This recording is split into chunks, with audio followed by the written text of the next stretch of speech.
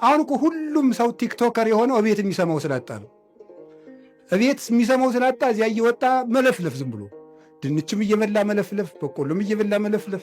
ለምንድን ነው ይህን ሁሉ ያመጣው ስትሉ ሰው ኧረ በሞት ያዳምጡ። እኔ ከእውነቴ ነው።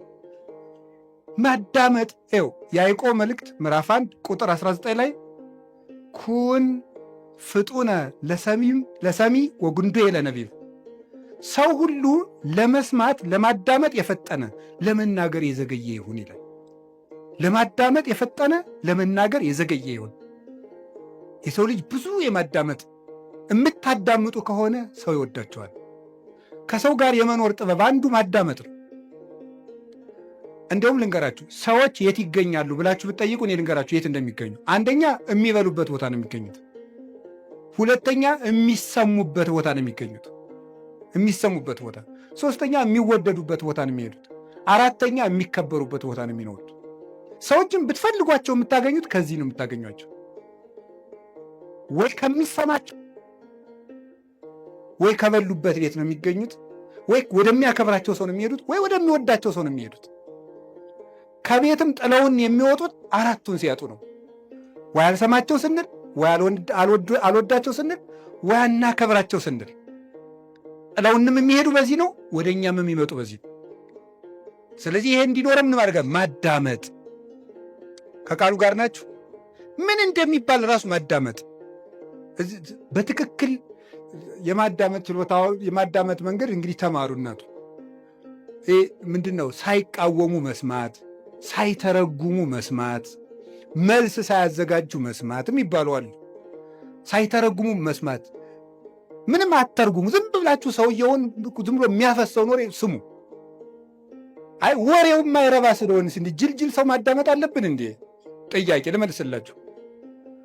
አንድ የገዳም እመምኔት ነበረች እና የገዳሙ እናቶች ተሰብስበው ምን አሏት?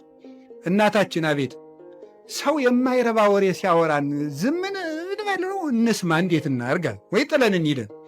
ከሰው ቤት ሄዳችሁ የሚረባ የማይረባ ምግብ በአንድ ላይ ቢያቀርቡላችሁ ምን ታደርጋላችሁ አለቻቸው። የሚመስለንን በልተን እግዚአብሔር ይስጥልን ብለን እንመጣለን አሉ። እንግዲያውስ ሰው የፈለገውን ቢለፈልፍ የሚመስላችሁን ያዙ፣ ሌላውን ለራሱ ጥላችሁ ኑ እንጂ ስሙት አለች። እንዲህ ብላ መለሰች። መንፈስ ቅዱስ ያደላት ሰው ነበረች። እሷ ሚያዝያ 11 ቀን ስንክሳር ላይ የምትውል እናት ናት። እንዲህ ብላ ይመለስላቸው። ስለዚህ የእግዚአብሔር ቤተሰቦች ሰው የፈለገውን ያህል ያውራ፣ ስሙት፣ ዝም ብላችሁ አዳምጡት። ብዙ ጥበብ ሰሎሞን በመናገር ብዛት ኃጢአት ሳይኖር አይቀርም ይላል። በመናገራችን እንጂ በመስማታችን ተጉርተን አናውቅም። እግዚአብሔርን መስማት፣ የሚነገረውን ነገር መስማት፣ የሚባለውን ነገር መስማት፣ ሁሉን ነገር አስታውላችሁ መስማት ይገባል። የማዳመጥ ዕድል እንዲኖረን ለሚሰማ እግዚአብሔር የሚሰማዋል። ለዚህ ነበረ የጌዴዎን ልጅ ቁሞ ስምዑኒ ሰብአ እስራኤል ወእግዚአብሔር ይስማዕክሙ፣ የእስራኤል ወገኖች ወይ ስሙኝና እናንተንም እግዚአብሔር ይስማችኋል። ሰውን የሚሰማ ሰው እግዚአብሔርም እሱን ይሰማዋል። ጊዜ ለማዳመጥ ጊዜ ለምን አልኳችሁ? አቤት ለማዳመጥ ጊዜ ስጡ። አንድ ለመናገር ግን ቀንሱ። እውነቴን ነው። በዚያውም ልናገር፣ እኔ የካህናት ችግር በጣም ነው የሚያሳዝነኝ። ከካህናት ሄዳችሁ ስትናገሩ ወጡን ተናገሩ። በዚያውም ልንገራችሁ ብዬ ነው። አሁን ለምሳሌ ባልና ሚስት ተጣልተው ምክር ፍለጋ ከካህኑ ሲሄድ ተጣልተናል አስታርቅ ብሎ ለመናገር ከመጋባታችን በፊት የተዋወቅነው ወፍጮ ቤት ነበር ብሎ ይጀምራል። እንዲህ ይሄ ሁሉ ምን ያደርጋል? የእውነት እኮ ነው የምነግራችሁ እኮ ይሄ ሁሉ የሚሰራው ስራ አለው የለም።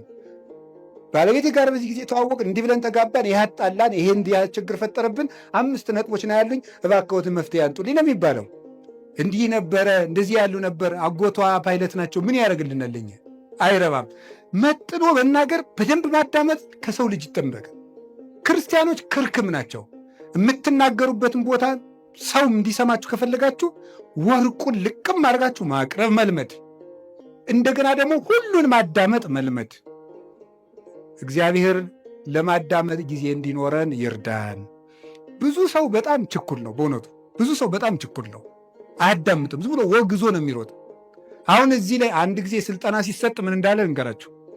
ስልጠና እየሰጠን ወሬ እንዴት እንደሚዛባ ለማንገር የመጀመሪያው ቦታ ላይ ለተቀመጠው ሰውዬ አርዮስን የረታው የእስክንድሪያው ሊቅ ቅዱስ አትናቴዎስ ይባላል ብለን በጆሮ ነገር ነው። በል እንግዲህ አንተም በጆሮ ንገር ብለን በጆሮ ሲባል የመጨረሻው ሰው እወድሃለሁ የሚል ወሬ መጣ። ለምንድን ነው ሲባል በትክክል አያዳምጥም ማለት ነው። ወይ ወሬ ሰባሪ አለ፣ ወይ ወሬ ሰራቂ አለ፣ ወይ ደግሞ ወሬ የማያዳምጥ አለ ማለት ነው። እና በትክክል ማዳመጥ፣ በትክክል የሚባለውን ነገር ብዙ ሰዎች ከቤተ ክርስቲያን የሚወጡበት ምክንያት በትክክል አያዳምጡ፣ ልብ ሰጥተው አያዳምጡ። ይህንን ነገራችሁ እና የሰውን ወሬ ደግሞ አለመተርጎም፣ አለማጣመም፣ አለመሰንጠቅ፣ ሌላ ትርጓሜ አለመስጠት፣ ከትናንት ጋር አለማያያዝ፣ ከነገ ጋር አለማያያዝ፣ አሁንን መስማት ማዳመጥ መልመድ አለብን።